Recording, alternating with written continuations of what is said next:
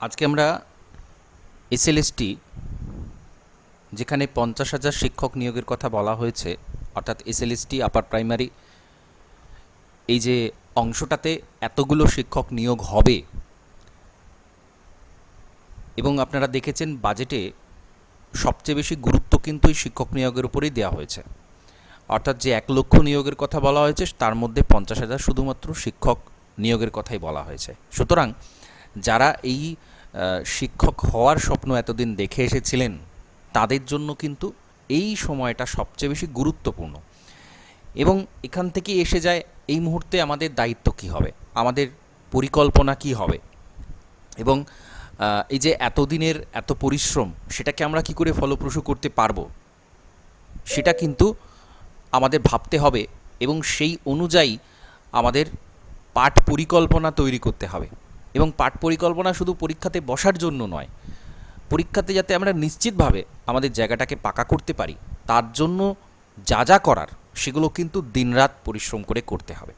এখন সমস্যাটা হচ্ছে আমরা এই যে বিগত প্রায় 15 বছর যে পরিস্থিতির মধ্য দিয়ে গেছি সেখান থেকে আমাদের মানসিক অবস্থাটা কিন্তু ভয়ানক রকমের নেগেটিভ।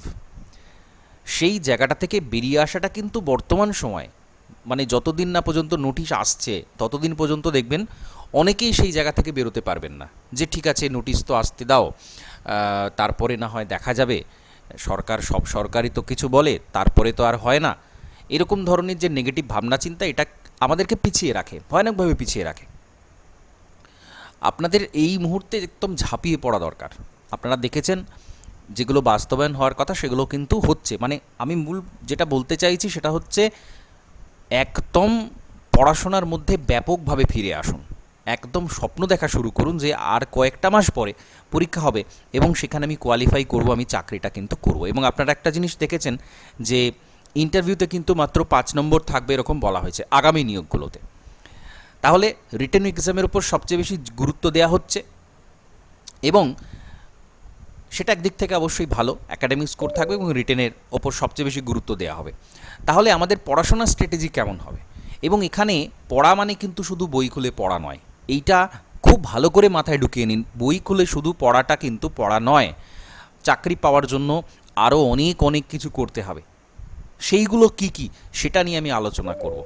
এখানে আমি একটা চার্ট রেখেছি, সেই চার্টটা নিয়ে পরে আসছি, কিন্তু প্রথম কয়েকটা বিষয় যেগুলো করতে হবে সেগুলো আমি বলবো, করতেই হবে। এবং আপনারা একদম নিশ্চিত থাকুন আপনারা এখন থেকে যদি এই জিনিসগুলো করেন তাহলে কিন্তু আপনারা সেই আপনাদের ড্রিমটা ফুলফিল করতে পারবেন, এটা নিশ্চিত করে আমি বলে দিচ্ছি।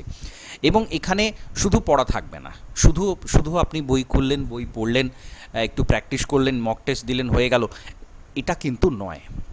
প্রিপারেশনের আরও অনেকগুলো অ্যাঙ্গেল থেকে আমাদের প্রিপারেশন এমনভাবে নিতে হবে যাতে করে অকৃতকার্য হওয়ার কোনো ফাঁক না থাকে, কোনো সুযোগ দেব না আমরা। সেই স্ট্র্যাটেজিটা কীরকম সেটা আমি একটু বলছি। এবং এটা কিন্তু খুব দ্রুততার সাথে করতে হবে এবং খুব দৃঢ়তার সাথে করতে হবে। মানে এটা আমি করবো, মানে এটা আমি করবই। আমি কতক্ষণ সময় পাচ্ছি, আমার কি কি বাধা আছে, কি কি সমস্যা আছে, সেগুলোকে একদম দূরে সরিয়ে দিন। যেটা আমাকে করতে হবে আমাকে করতেই হবে। কারণ কি? কারণ আপনি আর কয়েকটা মাসের মধ্যে চাকরি পাচ্ছেন, এই স্বপ্নটা দেখা শুরু করুন। এটা প্রথম ধাপ, নিজের উপর বিশ্বাস ফিরিয়ে আনা যে আমি পারবো, পারতেই হবে, আমি করবই। এই জায়গাটা প্রথমে নিয়ে আসুন। এবার তাহলে কি করতে হবে? প্রথম বিষয় যেটা, সেটা হচ্ছে কনসেপ্ট বিল্ডিং। আমাদের যে সিলেবাস থাকবে, আপনি যে সাবজেক্টেরই হন না কেন, জিওগ্রাফিরই অধিকাংশ আছেন, তো আমি জিওগ্রাফিটাকে এক্সাম্পল হিসেবে ধরছি, বাকি অন্য সাবজেক্টের যদি কেউ থাকেন তারা সেই সাবজেক্টটাকে ধরে সেটা বুঝে নেবেন। এখন কনসেপ্ট ক্লিয়ার করতে হবে। প্রত্যেকটা অধ্যায়ের আমাদের যে মাইক্রো টপিক যেগুলো আছে, কিছু হিডেন সিলেবাস থাকে। এখানে সিলেবাস নিয়ে প্রথম একটা কথা বলবো, সেটা হচ্ছে কিছু হিডেন সিলেবাস থাকে। আমাদের একটা টপিক বলা আছে, আমরা মোটামুটি যে বাজার চলতি যে বইগুলো সেটা দেখে পড়ে নিই, বা আমাদের যে বই আমরা পড়েছিলাম এইচএসে, গ্র্যাজুয়েশানে, পোস্ট গ্র্যাজুয়েশানে যা পড়েছি, যে বই আছে সেটা থেকে আমরা মোটামুটি একটা পড়ে নিই যে ঠিক আছে তাহলে এইখান থেকে আমাদের এই বিষয়টা করতে হবে। কিন্তু একটা বিষয় আপনারা খেয়াল করবেন, আমরা যদি এমসিকিউ দেখি, আমি মানে আমাদের তো এসএলএসটি একটা দুটো হয়েছে, সেই কোয়েশ্চেনের কথা শুধু বলছি না। কারণ কি? কারণ আমাদের নেক্সট যে পরীক্ষাটা হবে সেখানে যে কোয়েশ্চেনের মান হবে সেই মানটা কিন্তু যথেষ্ট যথেষ্ট উন্নত মানের কোয়েশ্চেন হবে। কেন হবে? কারণ এই যে এত সংখ্যক পরীক্ষার্থী পরীক্ষা দেবেন, তাদেরকে তাদের মধ্য থেকে যোগ্যতম বেছে নিতে গেলে কখনোই ইজি কোয়েশ্চেন দিলে হবে না। এই যে রিসেন্ট যেটা পরীক্ষা হলো, সেখানে যারা টিচার আছেন তাদের তুলে আনার জন্য, তাদের আবার ফিরিয়ে আনার জন্য কোয়েশ্চেন সহজ করা হয়েছিল, সেটা আপনারা জানেন। কিন্তু এই জায়গাতে সেই জিনিসটা হবে না। একদম যথেষ্ট স্ট্যান্ডার্ড কোয়েশ্চেন হবে, যথেষ্ট উচ্চ মানের কোয়েশ্চেন হবে, নেট সেট লেভেলের যে কোয়েশ্চেন টাইপ, সেই টাইপের কোয়েশ্চেন কিন্তু হবে। এটা ধরে নিন, একদম নিশ্চিত। কারণ অনেক সংখ্যক পরীক্ষার্থীকে বাদ দিতে গেলে, স্বচ্ছভাবে নিয়োগ করতে গেলে কোয়েশ্চেন কঠিনই করতে হবে। আর কোয়েশ্চেন কঠিন মানে ফ্যাকচুয়াল নয়, মানে জাস্ট একটা ইনফরমেটিভ কোয়েশ্চেন করে দেওয়া হলো সেরকম কিন্তু নয়, যথেষ্ট ডেপথে গিয়ে কনসেপচুয়াল কোয়েশ্চেন হবে। এবং কোয়েশ্চেন টাইপ আপনারা জানেন, বর্তমানে 11-12 যে প্যাটার্ন এসেছে, সেখানে এমসিকিউ এর যে অনেক রকমের ধরন হয়, সেরকম অনেক রকমের ধরনের প্রশ্ন কিন্তু হবে। আমার মূল বক্তব্য হচ্ছে বাস্তবের সাথে পরিচয় করা, আপনাদের ভয় পাইয়ে দেওয়া নয়, জাস্ট বাস্তবের সাথে পরিচয় করা এবং স্ট্র্যাটেজি ঠিক করা যে হ্যাঁ আমাকে এটা বুঝে নিয়ে আমাকে পড়তে হবে। অর্থাৎ গতানুগতিক পদ্ধতিতে এতদিন যে পড়ে এসেছেন যে হ্যাঁ আমি একটা বই পড়লাম বা দুটো বই পড়লাম, একটা টেক্সট পড়লাম, এই পড়লাম, হয়ে গেল, সেটা কিন্তু হবে না। তাহলে কনসেপ্ট তৈরি করতে হবে প্রথমত, এবং এই কনসেপ্টটা করতে হবে টেক্সট বই পড়ে। এবং এখানে কিন্তু ক্লাস করার একটা গুরুত্ব থেকে যাচ্ছে। ক্লাস করা মানে কি? আমি লাইভ ক্লাসের কথা বলছি, যারা লাইভ করেন না, লাইভ অনেকেই করেন না বা করতে পারেন না, সেক্ষেত্রে পরে দেখে নেওয়া। কিন্তু ক্লাস করার এখানে গুরুত্বটা কোথায়? কনসেপ্টের ক্ল্যারিটি। অনেক সময় দেখবেন আমরা নিজেরা পড়লে সবসময় কিন্তু কনসেপ্ট পুরোপুরি ক্লিয়ার আমাদের হয় না, বা আমরা একটা খুব বড় ভুল করি কি, আমরা যেটা বুঝতে পারছি না কোনো একটা পোর্শন, সেটা আমরা স্কিপ করে যাই, যে ঠিক আছে এখান থেকে কি আর কোয়েশ্চেন আসবে, আমরা স্কিপ করে যাই। এরকম প্রত্যেকটা অধ্যায়ে আমরা যখন স্কিপ করতে করতে যাই, তখন একটা বেশ হিউজ পরিমাণ সিলেবাসের একটা অংশ তৈরি হয়ে যায়, যেটা আমাদের ডিটাচ করে আমরা সেটা চলে যাই, পরীক্ষা দিতে চলে যাই। এখন কোয়েশ্চেন সেখান থেকে হবে। দেখুন, আমাদের একটা খুব সিম্পল জিনিস পার করতে হবে। আমাদের কিছু কোয়েশ্চেন থাকবে পরীক্ষাতে, সেই কোয়েশ্চেনের আমরা যদি সঠিক উত্তর দিই, আমরা চাকরি পেয়ে যাব। এতটাই সিম্পল প্রসেস। কিন্তু আমরা সঠিকভাবে উত্তর দিতে পারি না। কেন পারি না? কারণ আমাদের সিলেবাসের অনেকটা অংশ ডিটাচ করে যাই আমরা কোনো, দেখবেন আমরা একটা হয়তো হিউজ পোর্শন বাদ দিয়ে দিই, হয়তো জিওগ্রাফিক্যাল থট বাদ দিয়ে দিই, যেটা কঠিন। কার্টোগ্রাফির অনেক পোর্শন আমাদের বাদ থেকে যায়। আরও মানে সমস্ত টপিকেরই আমরা যদি মাইক্রো টপিক একটা অধ্যায় ধরি, একটা অধ্যায়ের দেখবেন না কিছু অংশ বাদ চলে গেছে, বা আমরা পড়ার সময়তেই সেগুলো আমাদের ব্রেন তো সবসময় চেষ্টা করে যে কী করে আমরা এটাকে মিনিমাইজ করব, বা আমার খুব একটা ভালো লাগছে না, এই পোর্শনটা আমি বাদ দিয়ে দিই, হচ্ছে না, এটা আমার দ্বারা হবে না, আমি এটা বাদই রাখি, এখান থেকে আর কটা কোয়েশ্চেন আসবে, হয়তো আসবেই না। এরকম করে করে কিন্তু সঞ্চয় হয়। তো সুতরাং আমাদের ক্ল্যারিটি থাকবে সব থেকে আগে। কেন বলুন তো? কারণ কোয়েশ্চেন সবচেয়ে বেশি কিন্তু কনসেপচুয়াল হবে। যখন বাদ দেওয়ার জন্য পরীক্ষাটা হচ্ছে, তখন ম্যাক্সিমাম কোয়েশ্চেন কিন্তু কনসেপচুয়াল কোয়েশ্চেন হবে, এটা নিশ্চিতভাবে ধরে রাখুন। আপনারা যদি যারা মাদ্রাসা পরীক্ষা দিয়েছেন তারা জানেন, বা বিভিন্ন যারা এমসিকিউ বেস যে সমস্ত কম্পিটিটিভ পরীক্ষা যারা দিয়েছেন তারা জানেন, যেখানেই বাদ দেওয়ার প্রশ্ন আসবে পরীক্ষাতে, অধিক সংখ্যক পরীক্ষার্থী যেখানে আসবে, সেখানে কোয়েশ্চেন কিন্তু টাফ হবে। সেটা খুব কম লেভেলেরও যদি পরীক্ষা হয়, যেখানে খুব বেশি দক্ষতার প্রয়োজন হয় না, মাধ্যমিক উচ্চ মাধ্যমিক লেভেল থাকলেই হয়, এরকম পরীক্ষাতে দেখবেন পরীক্ষার্থী সংখ্যা বেশি হলে বেশি কনসেপচুয়াল কোয়েশ্চেন হয় বাদ দেওয়ার জন্য। এখানেও কিন্তু সেই জিনিসটা হয়, এবং তার জন্যে খুব ক্ল্যারিটি থাকা দরকার। প্রত্যেকটা টপিক খুব পরিষ্কারভাবে বুঝতে হবে আমাকে, তবে কিন্তু আমি গিয়ে কোয়েশ্চেনের আনসার করতে পারবো। নাহলে পরীক্ষার হলে বসে আমি কিন্তু বেশ কিছু জিনিস আমাদের পরীক্ষার হলে বসে ঠিক করতে হবে।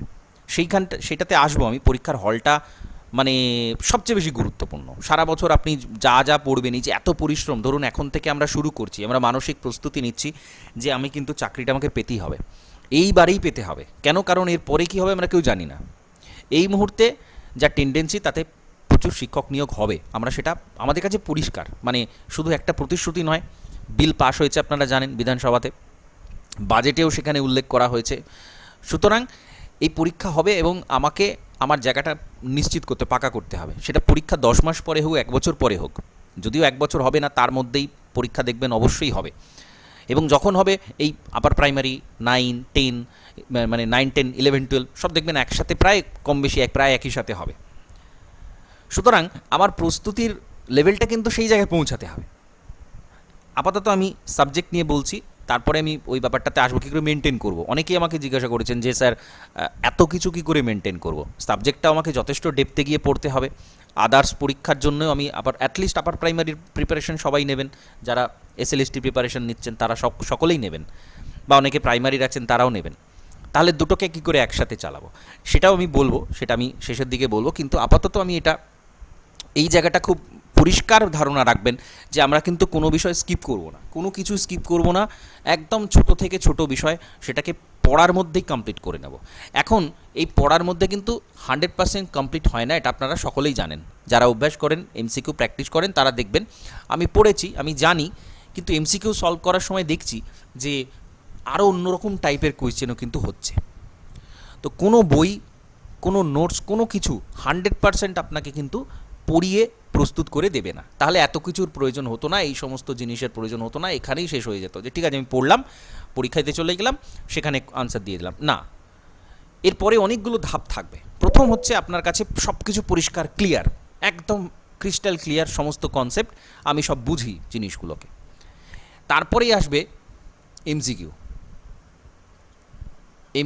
এই জন্যে প্রত্যেকটা অধ্যায় ধরে ধরে আমাদের প্রচুর MCQ প্র্যাকটিস করতে হয়। প্রত্যেকটা অধ্যায় একদম মাইক্রো টপিক ধরে ধরে, ইন্টেরিয়ার অফ দ্য আর্থ থেকে শুরু করে একদম কার্টোগ্রাফির শেষ পর্যন্ত সবগুলো অধ্যায় প্রত্যেকটার MCQ প্র্যাকটিস করতে হয় প্রথম থেকে। আমি পড়লাম, আমি ডেসক্রিপটিভ পড়লাম, সেটা টেক্সট বই থেকে পড়তে পারি বা ডেসক্রিপটিভ নোটস থেকে পড়তে পারি। আমাকে পরিষ্কার ধারণা এবং ক্লাসটা করে আমি যা যা বোঝার বুঝে নিলাম। তারপরে আমাকে সেটার কিছুটা শর্ট নোটস তৈরি করতে হবে। শর্ট নোটস পেয়ে যান আপনারা যারা স্মার্ট লার্নিংয়ের সাথে কানেক্টেড আছেন, শর্ট নোটস পেয়ে যান। কিন্তু আমি আপনাদের বলেছিলাম যে নিজস্ব নোট তৈরি করবেন, পার্সোনাল নোটস কিন্তু থাকতেই হবে। এই কারণ আমরা কেউ একটা বই পড়ি না, একটা নোটস পড়ি না। তখন কি হয়, আমাদের কিন্তু পরীক্ষার আগে আমরা যা যা পড়েছিলাম সবগুলোকে কিন্তু রিভিশন করে যেতে পারি না। তার জন্যই কিন্তু এখন থেকে একেবারে নোটস তৈরি করে পড়া, নিজের নোটস থাকবে, নিজের লেখা থাকবে। এবং আপনাদের আমি এটা নিয়ে ডিটেলে আগে বলেছি, ছোট্ট করে বলবো, প্রত্যেকটা অংশের একটা করে ছোট ছোট খাতা রাখবেন। প্রত্যেকটা অংশের, জিওটেকটনিকের একটা খাতা, জিওমরফোলজির একটা খাতা, এবং জিওটেকটনিকের খাতার মধ্যে প্রত্যেকটা অধ্যায় ধরে সেই অধ্যায়ের যাবতীয় যা যা ইম্পর্ট্যান্ট ইনফরমেশন তার একটা খাতা কিন্তু থাকবে। যা যা আপনি পড়ছেন সব সেগুলোকে আপনি রেকর্ড রাখলেন, পরীক্ষার আগে সেটাকে রিভিশন করবেন। এটা কিন্তু মাস্ট। যারা করবেন না তাদের এত পরিশ্রম সবটা কিন্তু তার 50% জলে চলে যাবে। 50% কেন, 60, 70, 80%ও চলে যেতে পারে যদি না আপনি রেকর্ড রাখেন। এটা কিন্তু মাস্ট। একদম এখন থেকে নিজের নোটস সবসময় তৈরি রাখবেন এবং চ্যাপ্টার ওয়াইজ একদম একই জায়গাতে, কখনোই হ্যাফাজার্ড করবেন না, এখানে খানিকটা ইনফরমেশান, ওখানে খানিকটা ইনফরমেশান, একদম নয়।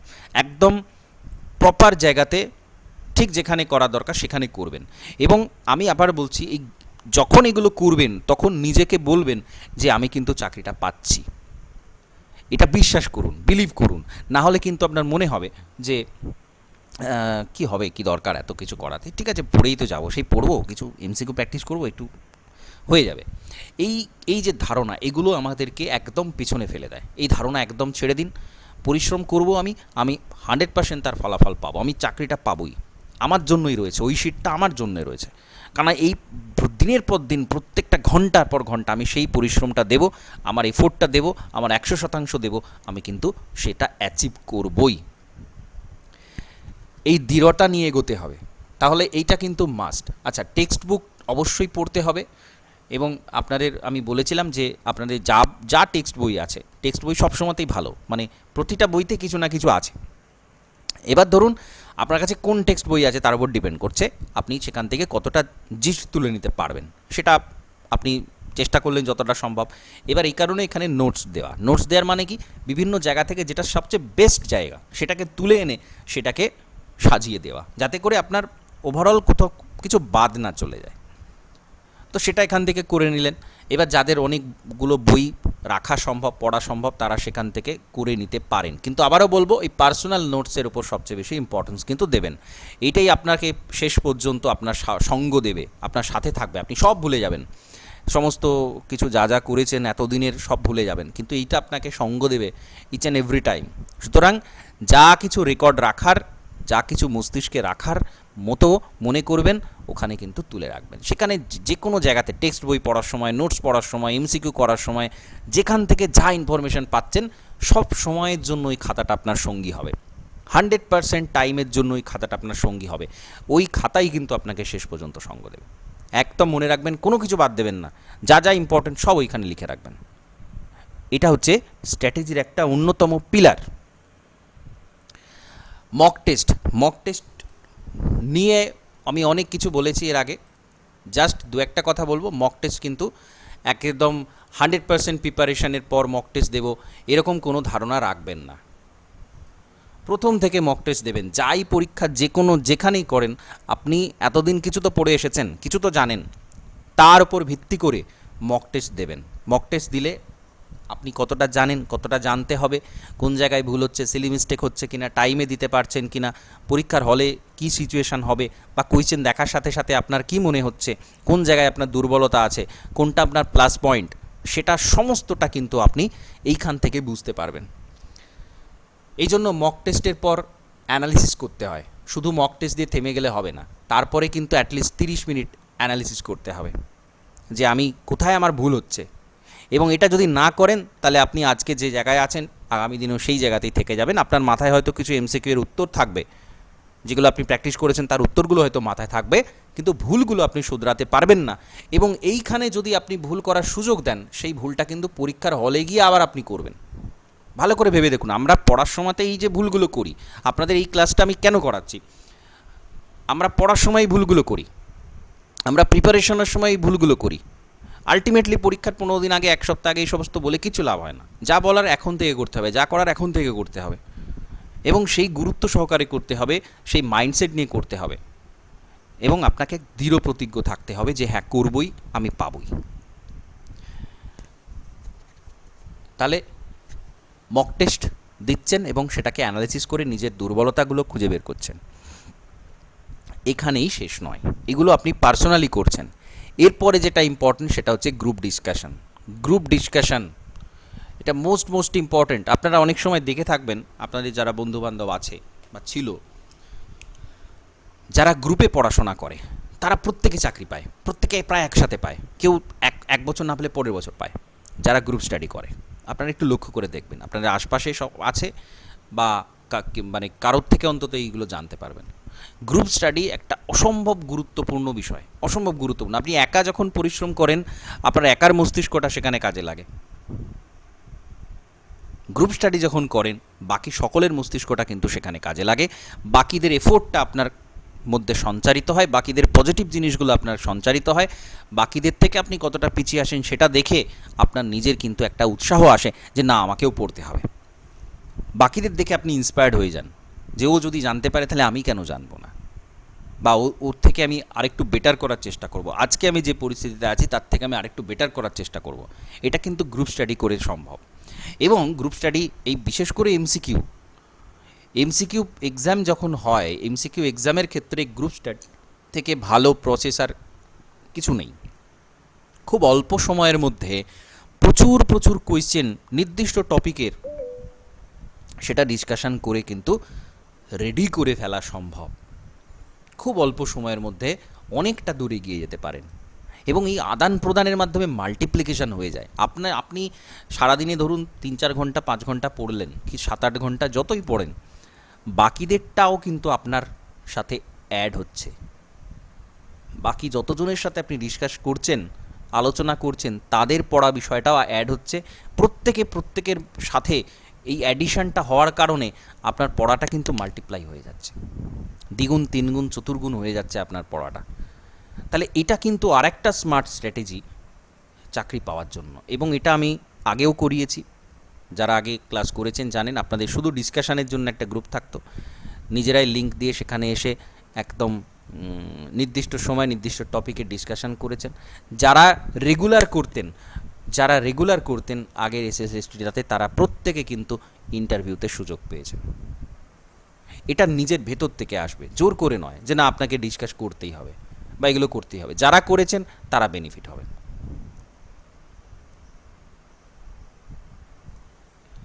এটা একটা দিক গেল। আচ্ছা, ম্যাপ স্টাডি আর মাইন্ড ম্যাপ, এটার জন্য সারাদিনে কিছুটা সময় রাখবেন।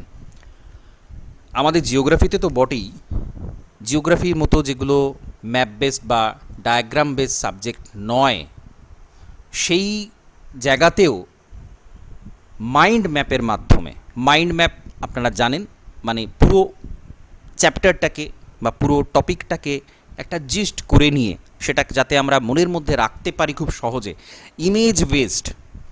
ইমেজ বেসড মেমোরি, সেটা রাখার জন্য এইটা। এবং ম্যাপ স্টাডিটাও একই টাইপ, সেজন্য আমি এই দুটোকে একসাথে রেখেছি। আমরা যত বেশি ইমেজ ফরম্যাটে পড়ব, ইমেজ আমাদের সবথেকে বেশি মেমোরিতে থাকে, ইমেজ ফরম্যাটে থাকে। আমরা কোনো ঘটনা আমরা কিন্তু ইমেজের মাধ্যমে বেশি মনে রাখি। বা পরীক্ষার সময় দেখবেন কোনো জিনিস হয়তো আপনার কিছুটা মনে আসছে, কিছুটা আসছে না, আপনি যে বইয়ের যে জায়গাতে পড়েছিলেন বা নোটসের যে জায়গাতে পড়েছিলেন সেইখানটা ছবির মতো আপনার মনে আসতে থাকে। এটা দেখবেন সাইকোলজিক্যাল ব্যাপার। তো যত পড়াটাকে আমরা ইমেজে কনভার্ট করে দিতে পারবো, তত আমাদের মেমোরি কিন্তু সেটাকে ধরে রাখতে পারবে। কারণ আমাদের জিওগ্রাফিতে লক্ষ লক্ষ প্রশ্ন আছে, সবকটা আমরা যদি মেলাই একসাথে দেখব কয়েক লক্ষ প্রশ্ন হয়ে গেছে, শেষ নেই প্রশ্নের। তাহলে আমরা এত কিছু ছোট ছোট খুঁটিনাটি ইনফরমেশান মনে রাখবো কী করে?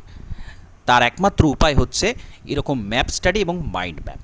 এই জন্য দেখবেন আপনাদের ক্লাসের পরে বিভিন্ন টপিকের উপরে আমি কিছু ছোট ছোট এরকম ইমেজের চার্ট দিয়ে দিই, যাতে করে এগুলো মনে রাখা সম্ভব হয়। তো এইগুলো আবশ্যিকভাবে আপনাদের এগুলো করতে হবে এবং প্রতিদিনের রুটিনের মধ্যে আপনার এটা থাকবে। প্রতিদিন বেশি নয়, 15 মিনিট, 10 মিনিট, 15 মিনিট আপনি যদি ম্যাপ স্টাডি করেন, বিশেষ করে ইন্ডিয়ান জিওগ্রাফি যে একটা বড় অংশ আছে, regional geography of India, map study সেখানে কিন্তু করতেই হবে। এবং যারা জিওগ্রাফি সাবজেক্টের নন, তাদের ক্ষেত্রে এই মাইন্ড ম্যাপটা কিন্তু ব্যাপকভাবে এফেক্টিভ। এবার জিওগ্রাফি সাবজেক্ট নন বলতে, যখন আমরা আপার প্রাইমারি ক্লাস করব, আপার প্রাইমারি বিভিন্ন টপিকগুলো আমরা কিন্তু এই মাইন্ড ম্যাপের মাধ্যমে মনে রাখবো। হিস্ট্রি বলুন বা আদার্স সাবজেক্টের বিভিন্ন বিষয়, সেটা কিন্তু মাইন্ড ম্যাপে মনে রাখবো।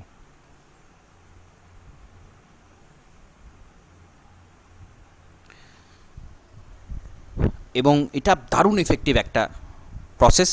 অনেক সময় আমাদের একঘেয়েমি আসে, পড়া পুরো লাইন বাই লাইন আমরা পড়ে যাচ্ছি বা কিছু, বা অনেক সময় পুরো চ্যাপ্টারটা পড়ার পর আমরা পুরোটা মনে রাখতে পারছি না। তার জন্য এটা কিন্তু একটা দারুণ এফেক্টিভ প্রসেস, পুরো অংশটাকে ইমেজ ফরম্যাটে কনভার্ট করে দেয়া। এবং যেখানে ম্যাপ স্টাডি যেখানে সম্ভব, যেখানে ডায়াগ্রাম দিয়ে পড়া সম্ভব, সেখানে ডায়াগ্রামগুলো মনে রাখা, ম্যাপগুলো মনে রাখা। এটাও আপনারা জিওগ্রাফি সাবজেক্টের ক্ষেত্রে আপনারা একটা আলাদা খাতা তৈরি করতে পারেন। সেই খাতার মধ্যে শুধু ডায়াগ্রাম থাকবে। যেমন ধরুন ইন্টেরিয়ার অফ দ্য আর্থ, আমাদের কোথায় কোন ডিসকন্টিনিউটি আছে, কোথায় কোন স্তরগুলো, স্তরের উপবিভাগ, তার মধ্যে আরও অনেকগুলো বিভাগ, এই স্তর, বি স্তর, এই স্তর, গলিত সাইন স্তর, পরপর যে অংশটা আছে সেটা যদি একটা পুরো ডায়াগ্রামের মাধ্যমে একটা জায়গাতে ছবি এঁকে রাখতে পারেন, তাহলে এই অধ্যায় নিয়ে আর ঘাটাঘাটি করতে হয় না। ওই ডায়াগ্রামটা দেখলেই আপনার মানে আপনি যদি সপ্তাহে একবার করে দেখেন ওটা, আপনার কোনো দিন আপনি ওটা ভুলবেন না, সারা জীবন মনে থাকবে। তাহলে এটা কিন্তু মাস্ট, এটা রাখতেই হবে। আমাদের সমস্ত সাবজেক্টের ক্ষেত্রেই এই মাইন্ড ম্যাপ বা ম্যাপ স্টাডিটা একটা ইম্পর্টেন্ট বিষয়। এরপরে আসবো স্টাডি টেকনিকের ক্ষেত্রে। আমরা কিন্তু বই খুলে শুধু পড়তে থাকবো না, পড়ার অনেক রকম পদ্ধতি হয়, যাতে করে দেখুন আমাদের শেষ কথা হচ্ছে কনসেন্ট্রেশন লেভেল। এটা হচ্ছে শেষ কথা। যার কনসেন্ট্রেশন লেভেল যত ভালো, সে তত তাড়াতাড়ি একটা বিষয়কে কভার করতে পারে এবং মনে রাখতে পারে। এটা শেষ কথা। যে কোনো কাজে, যে কোনো ক্ষেত্রে, যে কোনো জায়গায় যার যত বেশি কনসেন্ট্রেশন, সে তত তাড়াতাড়ি শেখে। তাহলে এই কনসেন্ট্রেশন যাতে আমাদের বজায় থাকে, আমাদের কি হয়, আমরা পড়তে বসি এবং বিভিন্ন বিষয় আমাদের মাথায় চলতে থাকে এবং দেখবেন আমাদের পড়ার সময়তে আমাদের একটা কনসেন্ট্রেশনের পিরিয়ড থাকে, ডিউরেশন থাকে, প্রত্যেকের ক্ষেত্রে এটা আলাদা। কেউ কেউ দীর্ঘক্ষণ ধরে রাখতে পারেন, কেউ কেউ কিছু কয়েক সেকেন্ড হওয়ার পরেই অন্য বিষয় মাথায় আসে, এটা আসে, প্রত্যেকের আসে, এটা এর থেকে কেউ মুক্ত নয়। 100% পুরো যোগী মহাপুরুষ ছাড়া পুরো একদম একটা বিষয়ের ওপর 100% কনসেন্ট্রেট করে তার মধ্যে পুরো ঢুকে যাওয়া, সেটা কিন্তু খুব অল্পজনই পারে। এখন এটা বলার উদ্দেশ্য কি, এটা এখান থেকেই আমাদের এই স্টাডি টেকনিকটা আসবে। আমরা কি করে পড়ব যাতে করে আমাদের ওই সময়, অ্যাটলিস্ট ওই সময় আমাদের মাথা থেকে চিন্তা আমরা সরিয়ে দিতে পারি। মাথা থেকে চিন্তা সরানো কিন্তু সহজ কথা নয়, এবং এটাই কিন্তু আমাদের মেডিটেশনের প্রসেস, মাথা থেকে চিন্তা সরিয়ে দেওয়া। এবং এটা যদি করতে পারেন তাহলে আপনার পড়া কিন্তু গড়গড় করে চলবে। আপনি ভাবতেই পারবেন না কি ট্রিমেন্ডাস গতিতে আপনি পড়ে ফেলতে পারবেন খুব কম সময়। আপনারা শুনেছেন যে স্বামী বিবেকানন্দ কী করতেন, একটা বইয়ের পাতা শুধু উল্টে যেতেন, পুরো বইটা তার পড়া হয়ে যেত। এটা কোনো অবাস্তব বিষয় নয়, এবং এখান থেকে কিন্তু আমাদের ব্যাপারটা বুঝতে হবে যে কী করে এটা হয়। আমাকে ওই লেভেলে পৌঁছানোর প্রয়োজন নেই, আমি তাহলে কী করব, কী এমন করব যাতে করে অটোমেটিক্যালি আমার এই জিনিসটা হয়। এর জন্য কি করতে হয়, খুব ছোট ছোট টার্গেট নিতে হয়, প্রি প্ল্যান্ড। আপনার সব প্ল্যান করা আছে আগে থেকে। ছোট টার্গেট নিলেন, আপনি একটা মাইক্রো টপিক নিলেন, বা বইয়ের একটা পাতা নিলেন, বা নোটসের একটা পাতা নিলেন, বা ঠিক করলেন যে আপাতত এই 20টা এমসিকিউ আমি করব। আমি ধরে নিচ্ছি 20টা এমসিকিউ আপনি কোনো একটা টপিক থেকে করবেন। এখন আপনি 4 থেকে 5 মিনিটের একটা ডিউরেশন নেবেন, যেটুকু আপনার কনসেন্ট্রেশন লেভেলের ক্ষমতা, সেই অনুযায়ী আপনি সেটা 2 মিনিটও হতে পারে, 2 মিনিট, 3 মিনিট, 4 মিনিট বা 5 মিনিট। সততার সাথে নেবেন যে ঠিক আছে, আমি এই 2 মিনিটই 100% কনসেন্ট্রেশন রাখতে পারবো। এই 2 মিনিটের মধ্যে আমি সারা দুনিয়া ভুলে যাব, আমার মাথায় কোনো চিন্তা আমি আসতে দেবো না এই 2 মিনিটের জন্য। এটা আপনাকে আগে থেকে ঠিক করতে হবে। এই 2 মিনিট আপনি শুধুমাত্র ওই 20টা এমসিকিউ এর পেছনে দেবেন, আর কিচ্ছু ভাববেন না। সারা পৃথিবীতে কি হয়, আমরা ধরুন প্রথম এমসিকিউটা আপনি পড়লেন, পড়ার সাথে সাথে দেখবেন আপনার স্মৃতি কাজ করবে, ওই এমসিকিউ এর আশপাশে আর কি আছে সেটা আপনার মনে পড়বে। তার সাথে দেখবেন কানেকশান করে আপনার কোনো পুরাতন কলেজে ক্লাসের কথা মনে পড়ে যাবে, আচ্ছা ওইটা পড়ানোর সময় ওই স্যার ওই বলেছিল। এইটা হচ্ছে সাইকোলজি, আমাদের সবসময় এই জিনিসটা চলে। যখন আমরা কোনো কিছু পড়ি দেখবেন আমাদের মস্তিষ্ক কিন্তু নানা জায়গায় ঘুরে বেড়ায়। এখন যখন আপনি মস্তিষ্ককে নির্দেশ দিয়ে দিয়েছেন তোকে কিন্তু 2 মিনিট এইখানে কনসেন্ট্রেট করতেই হবে, এটা আমি কভার করবোই 2 মিনিটে, আমি আদার্স কোনো কিছু ভাববো না, আসবে মাথায় আপনার, কিন্তু ওটাকে আপনার মস্তিষ্ক তখন আমল দেবে না। মাথায় ভাবনা আসবে, আসবেই একদম, কিন্তু আমল দেবে না। আপনি যখন 2 মিনিট নির্দিষ্ট করে দিয়েছেন তাহলে কি হবে, ওই 2 মিনিটের মধ্যে আপনার কিন্তু একদম ঝটপট দেখবেন আপনি করে ফেলেছেন ম্যাক্সিমাম কোয়েশ্চেন। এটা কারো 5 মিনিট হতে পারে, কারো 10 মিনিটও হতে পারে, আস্তে আস্তে লেভেলটা বাড়ে।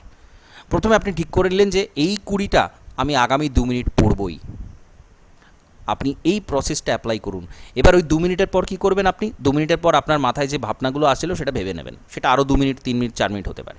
তারপরে আবার ঠিক করলেন আমি নেক্সট 2 মিনিট নেক্সট 20টা কোয়েশ্চেন করব, বা নেক্সট পাতাটা পড়ব, বা নেক্সট টপিকটা পড়ব।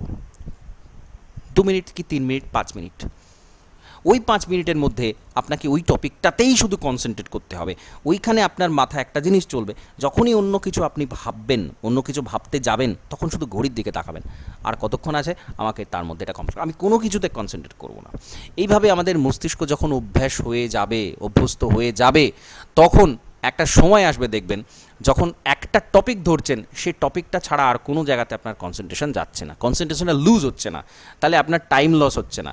অনেকে দেখবেন 7 ঘন্টা, 8 ঘন্টা, 10 ঘন্টা পড়াশোনার মধ্যে কাটায়, কিন্তু তার অ্যাকচুয়াল পড়াশোনার সময় দাঁড়ায় 1 ঘন্টা কি 2 ঘন্টা।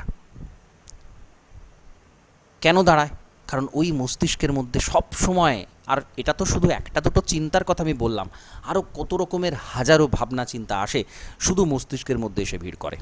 বা যারা বিভিন্ন টেনশনে থাকেন, বিভিন্ন প্রেশারে থাকেন, আদার্স অনেক কিছু আমাদের মাথায় চলতে থাকে, অবচেতন মনে চলতে থাকে, সেইগুলো তখন এসে ভিড় করে যখন আমরা কনসেন্ট্রেট করতে যাই, কোনো একটা জায়গাতে আমরা কনসেন্ট্রেট করতে যাই। আমাদের দেখবেন যখন অলস সময় থাকে, অলস সময় আমরা কী হয়, এই নানা রকমের ভাবনা চিন্তা আমাদের কিন্তু ভাবতে থাকি আমরা। এটা সাইকোলজি, বুঝতে হবে। যদি আপনি ওটাকে একটা রুটিনে বেঁধে দেন, দেখবেন আপনি ওইটুকুই সময় ভাবছেন এবং তার সমাধান পেয়ে গেছেন। যখন আমরা কোনো কিছু সমাধান করতে যাই, আমরা যদি শুধু সেটা নিয়েই ভাবি, 5 মিনিট, 10 মিনিট, 15 মিনিট, 20 মিনিট শুধু যদি সেটা নিয়ে ভাবি, তার সমাধান বেরিয়ে আসে। কিন্তু আমরা কী করি, মানে এটা আমাদের বেসিক বৈশিষ্ট্য, আমরা সেটাকে ধরি না, শুধু সেটা ধরে থাকি না, আরও হাজার রকম আমাদের মাথায় চলতে থাকে, একসাথে চলতে থাকে, সবার হয় এটা, কোনো একজন ব্যক্তির নয়। আমরা কী করি, ওই সমাধানটা পাই না। তো এটা সাইকোলজি। এই প্রসেসটা বললাম, এই প্রসেসে পড়বেন, প্রত্যেকে এই প্রসেসে পড়বেন, আপনাদের দেখবেন সুপার ফাস্ট ওয়েতে কোনো টপিক কভার হয়ে যাবে। এবং ধীরে ধীরে ওই টাইমটা যত বাড়বে, দেখবেন যে কোনো ক্ষেত্রে আপনার কনসেন্ট্রেশন লেভেল কোন জায়গায় পৌঁছে গেছে। আর বেশ কিছু যোগাভ্যাসের কথা আপনাদের বলেছি, এগুলো তো সবটা এক জায়গাতে এক সময় বলা সম্ভব নয়।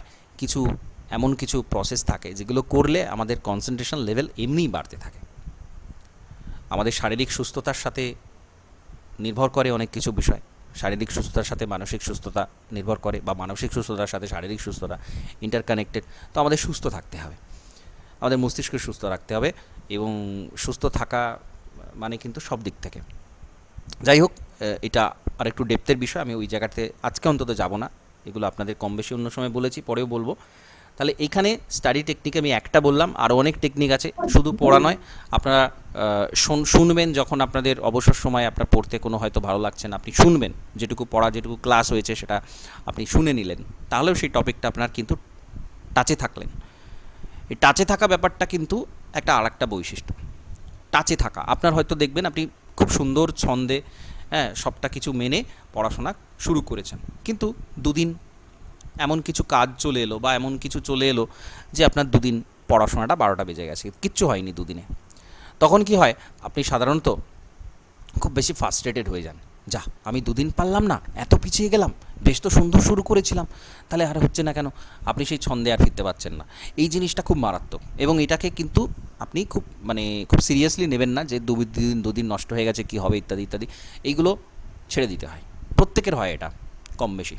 বা হয়তো একদিন দেখলাম আপনার এমন টেনশন চলে এলো, হঠাৎ করে এমন একটা নেগেটিভিটি চলে এলো আপনার মধ্যে, এগুলো বাইরে থেকেই আসে, এগুলো আমাদের ভেতর থেকে আসে না, বাইরে থেকে বা নানা রকম বিষয় চলে আসে নিজেদের মধ্যে। তো পড়াশোনাটা 12টা বেজে যায়, পড়াশোনা ওই সময় করতে পারেন না।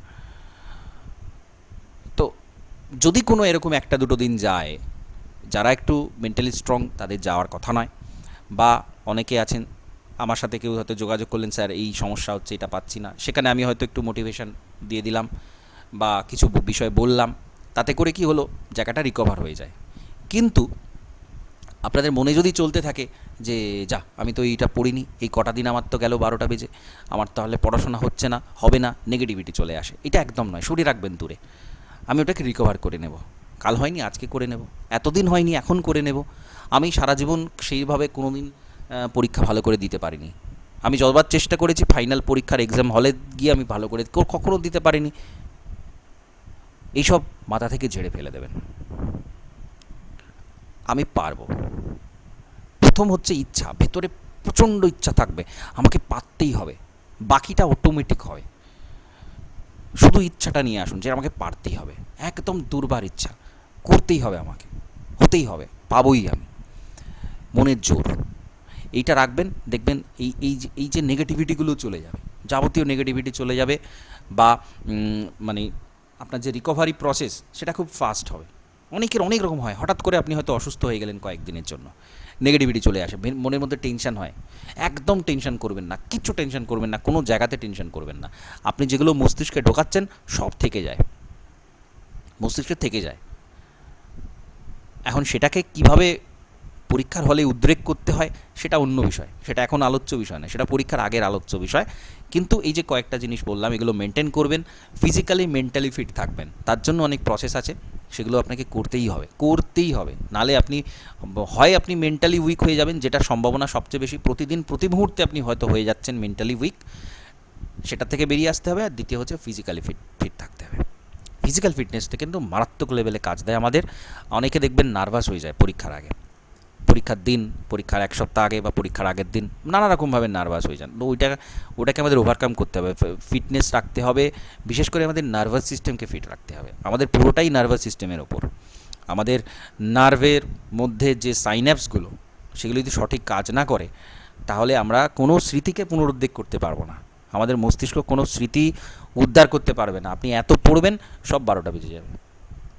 এই জন্য ফিট থাকতে হয়। আমাদের নার্ভাস সিস্টেমকে ফিট রাখার জন্য বেশ কিছু প্রসেস আছে, সেগুলোর কথা আমি মাঝে মধ্যে বলি, পরেও বলবো।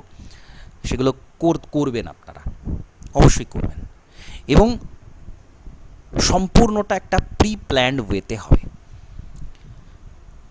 আপনি আগামী ধরুন 6 মাস, মানে এই বছরটার জন্য একটা পরিকল্পনা নিলেন যে এই বছরে শেষে আমি সবটা কভার করে নেব, আমি সিলেবাস কভার করে নেব এই 6 মাসের মধ্যে।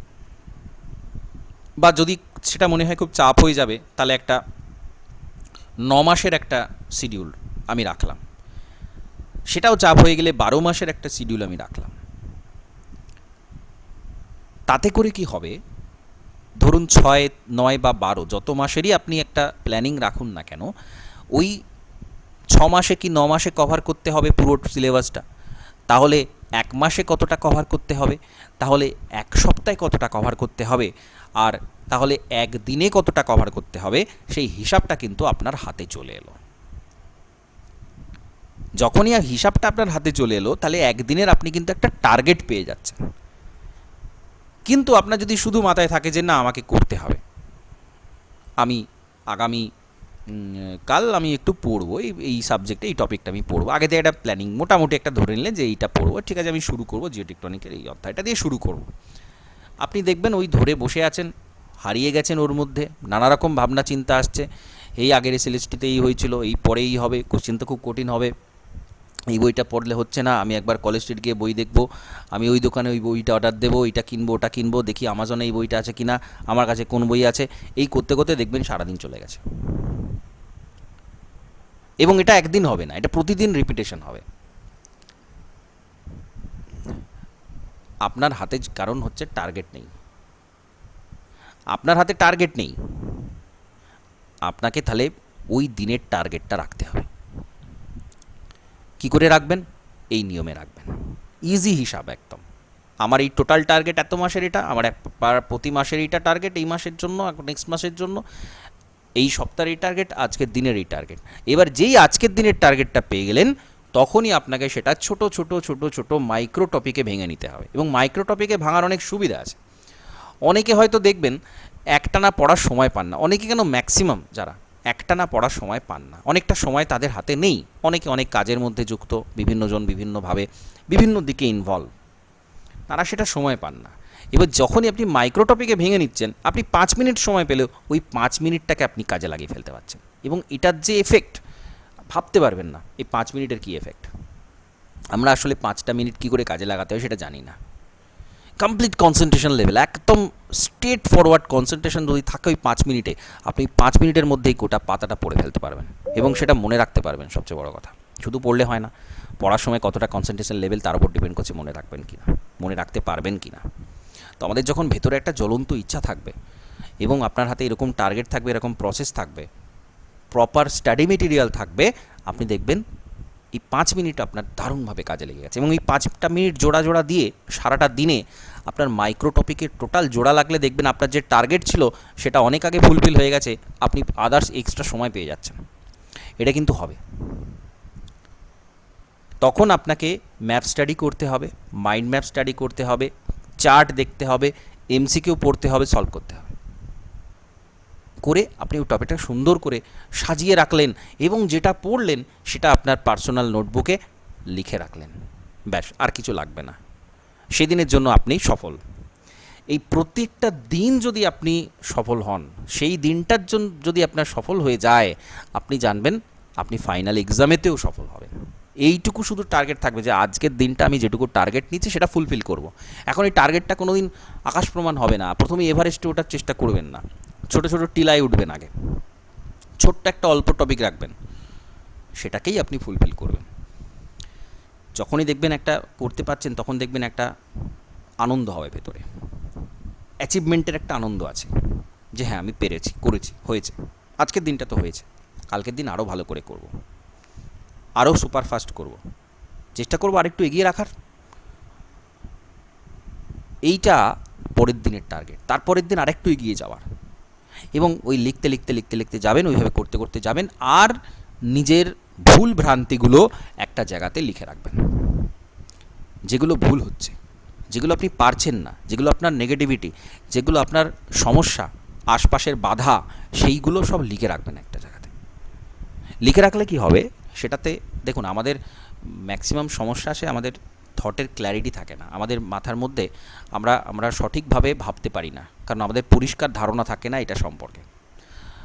আপনার যদি পরিষ্কার ধারণা থাকে আপনার কী কী সমস্যা, তাহলে সেই সমস্যার উপর পরিশ্রম করে সেই সমস্যাটাকে সমাধান করতে পারবেন। তাহলে আপনাকে প্রপার ওই জায়গাতে লিখে রাখতে হবে সব আপনার সমস্যাগুলো, যা যা বাধা, যা যা সমস্যা আপনার মধ্যে রয়েছে, আপনার বাইরে, আপনার মধ্যে, সব রকম দুটো টাইপেরই সমস্যা আপনি খাতায় লিখে রাখলেন একটা প্রপার ডায়েরির একটা নির্দিষ্ট জায়গাতে।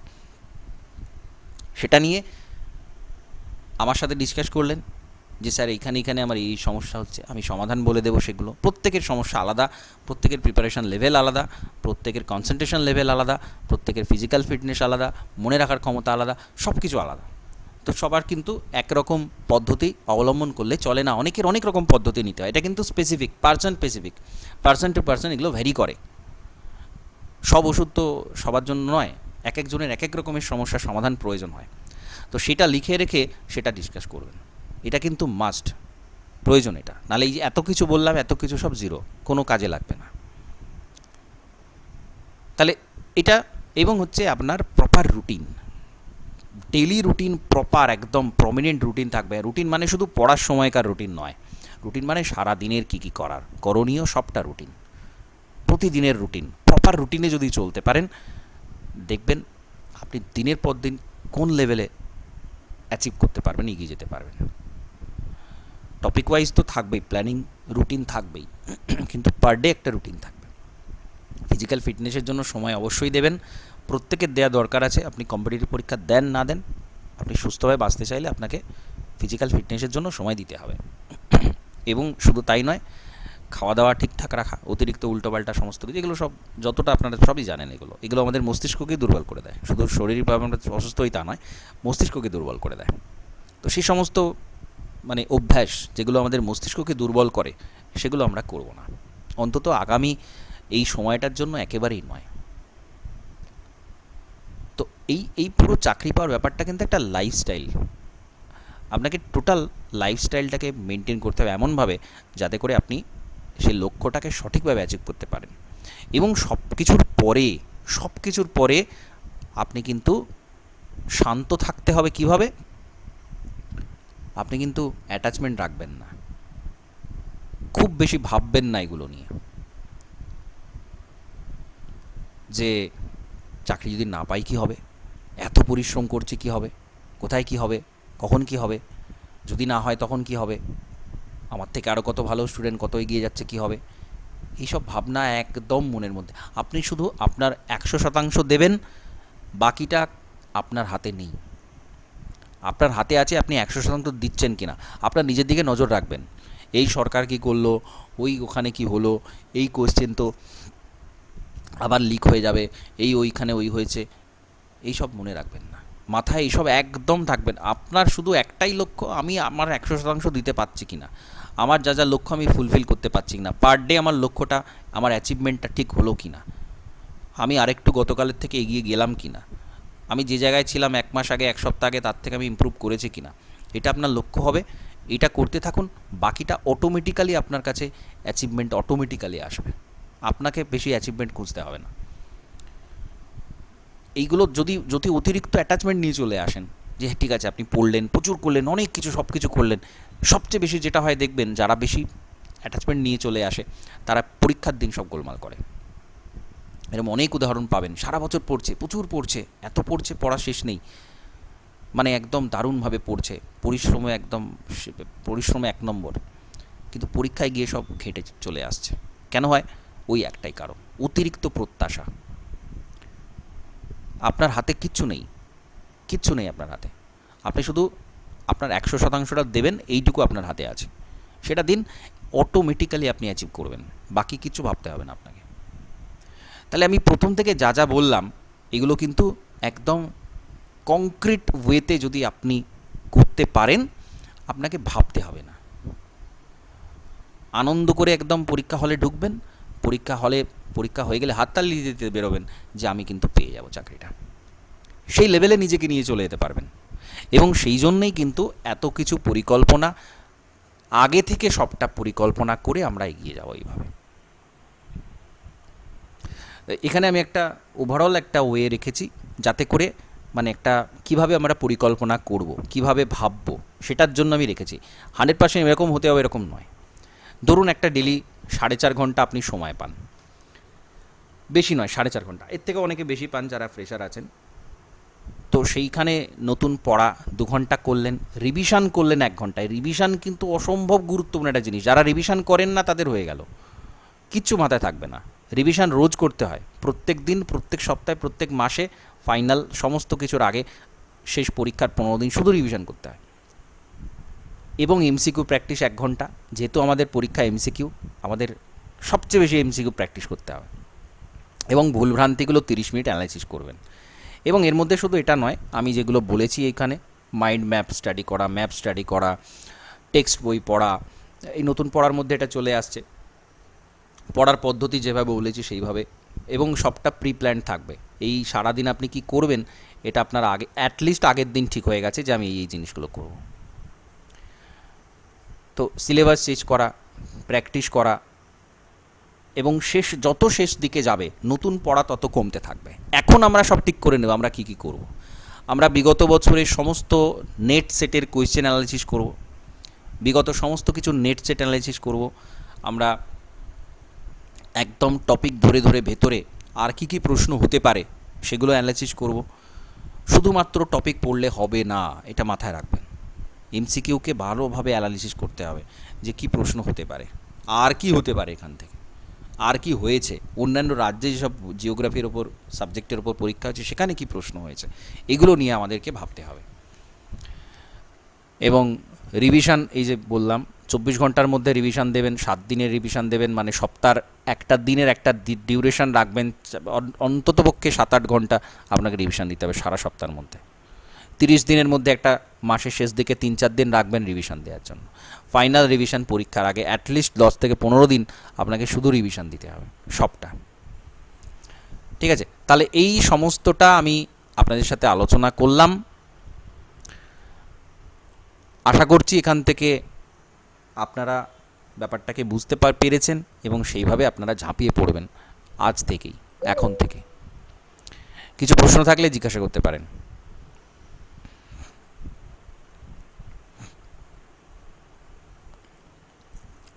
যে যে বিষয় বলার আমি বলেছি, প্রত্যেকটা জিনিস দরকার হলে রেকর্ডেড ক্লাসটা আরেকবার শুনে নেবেন ভালো করে প্রথম থেকে।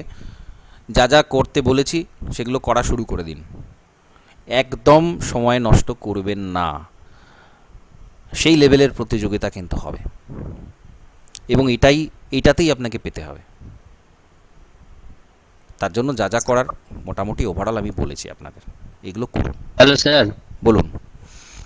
বলছিলাম স্যার প্রাইমারি, আপার প্রাইমারি এবং এসএলএসটি কিভাবে তিনটে হ্যাঁ, করা যায় একটু বলবেন? তিনটে করা কিভাবে যায়। এবার ধরুন আপনি ধরুন 5 ঘন্টা স্টাডি করার সময় পান, আমি ধরে নিচ্ছি 5 ঘন্টা, কেউ 3 ঘন্টা পান, কেউ 7 ঘন্টা পান, আমি প্লাস মাইনাস 5 ঘন্টা ধরে নিচ্ছি। এই 5 ঘন্টার মধ্যে আপনাকে ঠিক করতে হবে যে আমি কোনটা 1 নম্বরে রাখবো, কোনটা 2 নম্বরে রাখবো, কোনটা 3 নম্বরে রাখবো। এটা আপনার নিজস্ব বিষয়।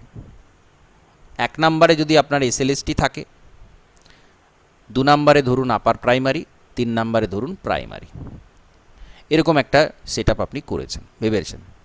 তাহলে যেটা আপনার ফার্স্ট চয়েস সেখানে আপনি 40% টাইম অ্যাটলিস্ট দেবেন, এখানে দেবেন 30%, এখানে দেবেন 30%। এবার ডিপেন্ড করছে, ধরুন প্রাইমারিতে ম্যাথ আছে, ম্যাথে আপনি খুবই দুর্বল, তাহলে এই 30%-এর মধ্যে ম্যাক্সিমাম টাইম আপনাকে কিন্তু ম্যাথে রাখতে হবে।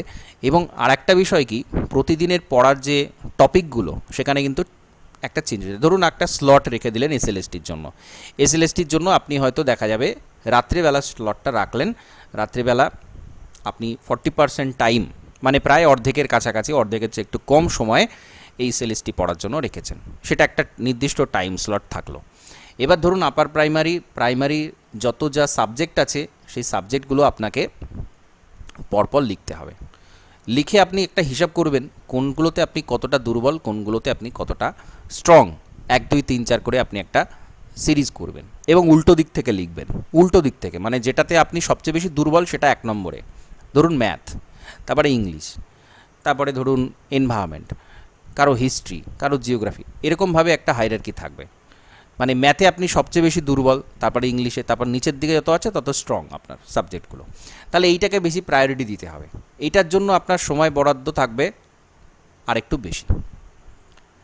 মানে ধরুন এখানে 5 ঘন্টার মধ্যে আমি ধরে নিচ্ছি এখানে 2 ঘন্টা দিলেন, আর এখানে বাকি 3 ঘন্টার, এখানে 1.5 ঘন্টা, এখানে 1.5 ঘন্টা দিলেন। এবার এখানে যে সাবজেক্টগুলো ওভারল্যাপ করছে সেগুলো সেম, সেগুলো নিয়ে সমস্যা নেই। যেগুলো এক্সট্রা এনভায়রনমেন্ট রয়েছে, ম্যাথ রয়েছে, সেটার জন্য আপনাকে একটু আলাদা সময় বের করতে হবে। সেটার জন্য আপনি হয়তো কোথাও 20 মিনিট সময় পাবেন, কোথাও 30 মিনিট সময় পাবেন, এরকম এক একটা সাবজেক্টের জন্য সময় পাবেন। এবং এই পুরোটা আপনার যেহেতু প্রি প্ল্যান রয়েছে, এর মানেই নয় যে আপনি 20 মিনিটে শুধু ভেবে ভেবেই কেটে গেল আমি কী করব। সব আগে থেকে আপনার ঠিক করা আছে। দরকার হলে 3-4 দিন, 1 সপ্তাহ ধরে বসে বসে প্ল্যান করবেন আমি কবে, কখন, কিভাবে কোনটা করব। এটা সবচেয়ে বেশি জরুরি। প্রি প্ল্যান থাকবে, আপনার এই 20 মিনিটের মধ্যে দেখবেন আপনি অনেকটা এগিয়ে গেছেন। প্রত্যেকটা সাবজেক্টের সাথে টাচ থাকবে এবং যেটা যত দুর্বল সেখানে তত সময়টা বেশি থাকবে। ওই হিসাবটা আপনাকে করতে হবে, কারণ আপনি কতটা কিসে দুর্বল সেটা আপনি জানেন। এবার হ্যাঁ, অনেকের বিভিন্ন প্যাটার্ন থাকে যে আমি একদিনে সব সাবজেক্ট করতে পারি না, বা একদিনে আমার একটার বেশি সাবজেক্ট হয় না, কারো সমস্যা আছে 2-3টের বেশি হয় না। সেখানে আপনি সারা সপ্তাহের মধ্যে একটা টোটাল আওয়ার, এটা আমি পার ডে হিসাব বললাম, যখনই আপনার ওই রকম সমস্যা তখন সারা সপ্তাহে আপনি কতটা সময় পড়তে পাচ্ছেন তার টোটাল আওয়ার কাউন্ট করে সেখানে আপনি সাবজেক্টের জন্য টাইম অ্যালটমেন্ট করবেন এবং যেদিন যে সাবজেক্ট পড়বেন সেদিন সেটাকে রুটিনে রেখে তার জন্য বরাদ্দ সময়টা সেখানে দেবেন। কি বলছি বুঝতে পেরেছেন?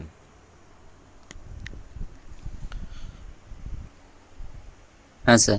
হ্যাঁ, একদম ঐকিক নিয়ম, পরিষ্কার ঐকিক নিয়ম। এবং কোন সাবজেক্টে কতটা ওয়েটেজ দেবেন সেটা নিজস্ব পার্সোনাল ব্যাপার। এই সাবজেক্টে আমি এতটা ওয়েটেজ দেব, এটা আমার টার্গেট, আমি এখানে এতটা ওয়েটেজ দেব, এবং এটা মেনটেন করবেন প্রতি সপ্তাহে। এগুলো হয় কি, বেশি আমরা গুরুত্ব দিই না, কিন্তু এই স্ট্র্যাটেজি, প্ল্যানিং, এগুলোই কিন্তু শেষ পর্যন্ত আপনাকে অ্যাচিভ করাবে। আপনি উইদাউট প্ল্যানিং কিচ্ছু অ্যাচিভ করতে পারবেন, পুরোটাই আপনার প্ল্যানিংয়ের মধ্যে থাকবে। ঠিক আছে? তাহলে এটা হলো। আর কিছু প্রশ্ন থাকলে জিজ্ঞাসা করতে পারেন।